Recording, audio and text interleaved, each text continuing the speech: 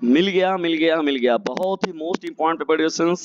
देखिए इस समय जो है आप लोगों का 10वीं का प्रोग्राम कार्यक्रम चल रहा है और मैक्सिमम जगहों पर जो है मूर्तियां जो है विस्थापित भी हो गई हैं, माँ दुर्गा की प्रतिमा जो है। और एडिशंस जो कार्यक्रमों में देखिए, लेकिन आप लोग का एग्जामिनेशन चल रहा है, उसमें बड़ी ही स्ट्रगल के साथ ये बनाया जा रहा है आप लोग के लिए कंटेंट। बहुत ही जानदार, बहुत ही शानदार। तो वीडियो को बिना स्किप किए हुए पूरा देखिएगा और बहुत ही महत्वपूर्ण है। ठीक है। देखिए दोस्तों, ये आरएम कोड जो होता है वो जानते ही आप लोग कि आरएम कोड जो है बहुत ही मोस्ट इंपॉर्टेंट कोड है आरएम कोड। और अर्धवार्षिक परीक्षा का ये कक्षा 12 के विद्यार्थियों के लिए अर्थशास्त्र का पेपर है। बहुत ही जानदार, बहुत ही शानदार। तो वीडियो को बिना स्किप किए हुए पूरा देखिएगा और इसे अपने क्लासमेट पर शेयर भी कर दीजिएगा। चलिए बढ़ते हैं यहाँ पर हम लोग यहाँ पर मोस्ट इंपॉर्टेंट प्रश्नों की श्रृंखला को लेकर डिस्कशन, बहुविकल्पी प्रश्नों की श्रृंखला के साथ।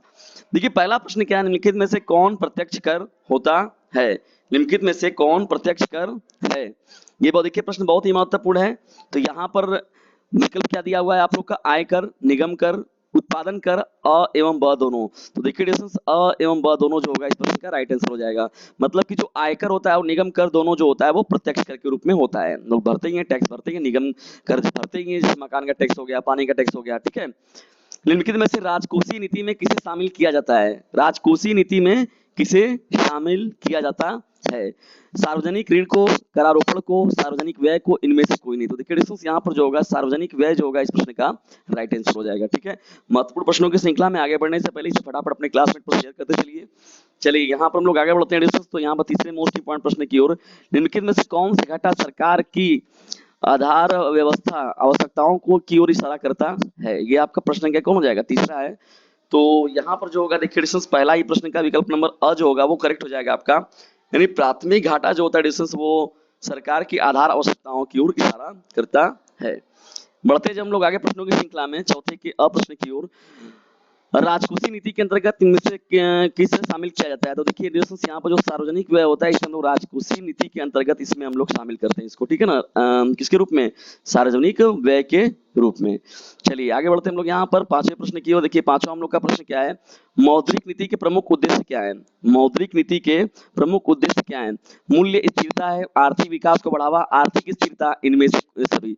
तो इनमें से सभी जो ऑप्शन होगा आपका करेक्ट हो जाएगा। यानी मौद्रिक नीति के सभी उद्देश्य होते हैं मूल्य की स्थिरता बनाए रखना, आर्थिक विकास को बढ़ावा देना और आर्थिक स्थिरता को बढ़ावा देना। ठीक है। तो ये मौद्रिक नीति के प्रमुख उद्देश्य हैं। भारत में बैंकिंग क्षेत्र के सुधार में जुड़ा हुआ है वर्ष 1991 में नरसिंघम कमेटी, वाईवी रेड्डी, अ एवं ब दोनों। तो छठवें प्रश्न का देखिए जो राइट आंसर हो जाएगा विकल्प नंबर ब करेक्ट हो जाएगा। नरसिंहम कमेटी जो होगा ये इस प्रश्न का राइट आंसर होगा। सातवें इंपॉर्टेंट प्रश्न की हम लोग पढ़ते हैं। देखिए डिस्टेंस यहाँ पर तो सातवां जो हम लोग का है, निम्नलिखित में से कौन सा साख नियंत्रण का परिमाणात्मक उपाय नहीं है? तो देखिए दोस्तों यहाँ पर जो होगा नैतिक दबाव जो होगा इस प्रश्न का राइट आंसर हो जाएगा। ठीक है। नैतिक दबाव जो होता है वो साख नियंत्रण का परिमाणात्मक उपाय नहीं है। चलिए महत्वपूर्ण प्रश्नों की श्रृंखला हम लोग आगे बढ़ते हैं। यहाँ पर भारत की मुद्रा क्या है? भारत की मुद्रा जो है वो किस टाइप में आती है? तो यहाँ पर इस प्रश्न को हम लोग देखते हैं। देखिए यहाँ जो विकल्प दिया गया, पूर्ण मूर्ति मूर्तिमान द्वारा, प्रतिनिधि मूर्तिमान द्वारा, शाख मुद्रा और इनमें से कोई नहीं। तो देखिए शाख मुद्रा के रूप में हम लोग इसे देखते हैं। यानी भारत की जो मुद्रा है वो शाख मुद्रा के दृष्टिकोण से देखा जाता है। ठीक है। चलिए बढ़ते हम लोग आगे यहाँ प्रश्नों की श्रृंखला में नौवें प्रश्न की ओर। अपूर्ण प्रतियोगिता में ए आर और एम आर वक्र एक गति से नीचे गिरते हैं, ए आर और एम आर वक्र से अधिक तेजी से नीचे गिरते हैं। तो देखिए विकल्प नंबर जो यहाँ पर हो जाएगा आप लोग का विकल्प नंबर ब जो होगा करेक्ट हो जाएगा। ए आर और एम आर वक्र से अधिक तेजी से नीचे गिरता है।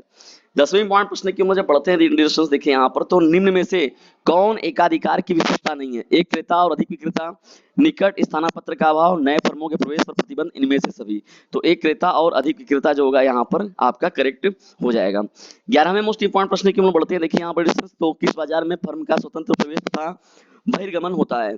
एकाधिकार प्रतियोगिता बाजार, अपूर्ण प्रतियोगिता बाजार, पूर्ण प्रतियोगिता बाजार। देखिए पूर्ण प्रतियोगिता बाजार जो होगा इस प्रश्न का आपका राइट आंसर हो जाएगा। चलिए बढ़ते हैं यहाँ पर इंपॉर्टेंट प्रश्नों की श्रृंखला हम लोग 12वें प्रश्न क्यों। देखिए 12वां हम लोग का प्रश्न क्या है? एकाधिकारिक प्रतियोगिता में क्या देखने को मिलता है? विभेदीकृत उत्पादन बेचने वाली कुछ फर्म होती है, समरूप वस्तुएं बेचने वाली अनेक फर्म होती है। तो देखिए पहला विकल्प जो है यही सीधा सीधा आपका हो जाएगा। विभेदीकृत उत्पादन बेचने वाली कुछ फर्म होती हैं। एक आधिकारिक प्रतियोगिता में इसे हम लोग शामिल करते हैं। 13वें मोस्ट इंपॉर्टेंट प्रश्न की ओर बढ़ते हैं। श्रम सीमांत उपयोगिता नियम के प्रतिपादक हैं। श्रम सीमांत उपयोगिता नियम के प्रतिपादक कौन है? तो देखिए डिस्टेंस, ये गोसेन जो होगा इस प्रश्न का राइट आंसर हो जाएगा। नहीं, गोसेन जी जो थे वही श्रम सीमांत उपयोगिता नियम के प्रतिपादक हैं। उत्पादक के निम्न में से कौन से साधन हैं? उत्पादक के निम्न में से कौन से साधन होते हैं? देखिए दोस्तों, ये प्रश्न भी जो है बहुत ही मोस्ट इंपॉर्टेंट है। यहाँ पर जो तो जाहिर सी बात है कि उत्पादन के लिए सभी चीजों का होना जरूरी है। भूमि का होना जरूरी है, श्रम एवं पूंजी का होना जरूरी है, व्यवस्था का होना जरूरी है। तो इनमें से सभी जो ऑप्शन होगा आपका करेक्ट हो जाएगा। ठीक है, इनमें से सभी। ठीक है, 14वें प्रश्न का बहुत सीधा प्रश्न है ये आप लोग का। उदासीन वक्र की ढाल कैसी होती है? बाएं से दाएं, दाएं से बाएं, अ एवं ब दोनों। तो देखिए अ एवं ब दोनों होगा। उदासीन वक्र में क्या होता है? दोनों चीजें देखने को मिलती है। बाएं से दाएं की ओर भी होती है और दाएं से बाएं की ओर देखने को मिलता है। बहुत ही मोस्ट इंपॉर्टेंट, बहुत ही जानदार, बहुत ही शानदार। देखिए प्रश्न संख्या 16 है आप लोग का। मांग की लोच की माप निम्न में से किस विधि से की जाती है? तो देखिए कुल व्यय नीति, प्रतिशत तथा अनुपातिक नीति, रीति और बिंदु रीति। देखिए इनमें से सभी जो होगा डिस्टेंस सभी को शामिल किया जाएगा। ये सभी चीजें जो होती है उनका जो मेजरमेंट किया जाता है मांग की लोच का, इसमें जो होता है वो पूरा का पूरा आपका करेक्ट हो जाएगा। चलिए 17वें प्रश्न की ओर बढ़ते हैं हम लोग। 17वां देखिए प्रश्न क्या है? अवसर लागत को कहा जाता है बाह्य लागत, आंतरिक लागत, हस्तांतरण आय और मौद्रिक लागत। तो यहाँ पर देखिए क्या होगा? हस्तांतरण आय जो होगा आपका करेक्ट हो जाएगा। यानी 17वें का विकल्प नंबर 6 जो होगा वो करेक्ट हो जाएगा। चलिए बढ़ते हैं हम लोग अब 18वें प्रश्न की ओर। देखिए 18वां हम लोग का प्रश्न क्या है? अवसर लागत को निम्नलिखित नाम से भी संबोधित किया जाता है। वैकल्पिक लागत, हस्तांतरण लागत और त्याग, उपयुक्त सभी। तो देखिए उपयुक्त सभी जो होगा इस प्रश्न का राइट आंसर हो जाएगा। ठीक है ना, तो ये सभी चीजें शामिल होती है इसमें। 19वें प्रश्न के निम्न से कौन स्थिर लागत नहीं है? कच्चे माल की लागत जो होता है वो स्थिर लागत के रूप में नहीं होता है, कच्चे माल की लागत। 20वां देखिए प्रश्न क्या है? स्पष्ट लागतों में शामिल है। तो स्पष्ट लागतों में जो होता है वो कच्चे माल की कीमत, श्रमिकों की मजदूरी, उधार पूंजी का पर ब्याज हो गया, उपयुक्त सभी। तो देखिए उपयुक्त सभी जो होगा इस प्रश्न का राइट आंसर हो जाएगा। डिवीजन देखिए बहुविकल्पी 20 मोस्ट इंपॉर्टेंट प्रश्नों की श्रृंखला आपके समक्ष प्रस्तुत किया गया।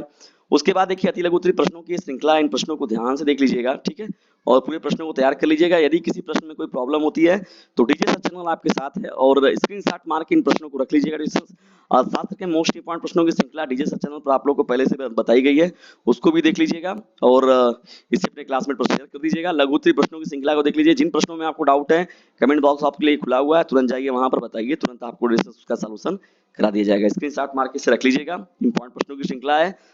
ठीक है, दीर्घोत्तरीय प्रश्नों की श्रृंखला को भी देख लीजिए। ये भी प्रश्न जो है मोस्ट इंपॉर्टेंट हैं। तो ये रहा आप लोगों के लिए जो पेपर अर्थशास्त्र का कक्षा 12 के विद्यार्थियों के लिए। ठीक है, ये महत्वपूर्ण पेपर आप लोग कैसा लगा कमेंट बॉक्स में जरूर बताइएगा। और यदि वीडियो थोड़ा सा भी हेल्पफुल लगा हो तो इसे अपने क्लासमेट पर शेयर जरूर कीजिएगा। वीडियो को अंत तक देखने के लिए आप सभी लोगों का हृदय गहराइयों से विनम्रतापूर्वक धन्यवाद।